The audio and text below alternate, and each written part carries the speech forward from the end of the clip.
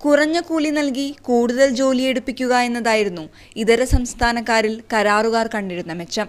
എന്നാൽ ജനിച്ച നാടിന്റെയും വീടിന്റെയും സുരക്ഷിതത്വം വിട്ട് തൊഴിൽ തേടി മറുനാട്ടിലെത്തിയവരെ കേന്ദ്ര സർക്കാരിന്റെ സാമ്പത്തിക പരിഷ്കരണം കുറച്ചൊന്നുമല്ല ബുദ്ധിമുട്ടിച്ചത്. 8 മണിക്കൂറിലധികം പണിയെടുത്ത് കിട്ടുന്ന തുച്ഛമായ വരുമാനത്തിൽ നിന്ന് സ്വരുക്കൂട്ടി വെച്ചത് മാത്രമായിരുന്നു സമ്പാദ്യം. ഭൂരിഭാഗം പേർക്ക് ബാങ്ക് അക്കൗണ്ടുകളോ ATM കാർഡുകളോ ഇല്ല. തിരിച്ചറിയൽ രേഖകളില്ലാത്തതിനാൽ പലർക്കും ബാങ്കുകളിൽ നിന്ന് നോട്ടുകൾ മാറാനായില്ല. पैसा काम भी कर देता है तो पैसा नहीं मिलता उधर से, बोलता है थोड़ा वेट करो वेट करने से कब तक वेट करेगा, हम लोगों को तो डेली पैसे चाहिए काम करने के लिए. നാട്ടിലേക്ക് തിരിച്ചുപോയാൽ എങ്ങനെ ജീവിക്കുമെന്ന് ആശങ്കപ്പെടുന്നവരാണ് ഇപ്പോൾ തുടരുന്നവരിൽ അധികവും. जिसका पास ब्लैक मनी है वो पकड़ लो, हमारा प्रॉब्लम नहीं है, हमारा पास काला धंधा नहीं है, कैसे रोकेगा?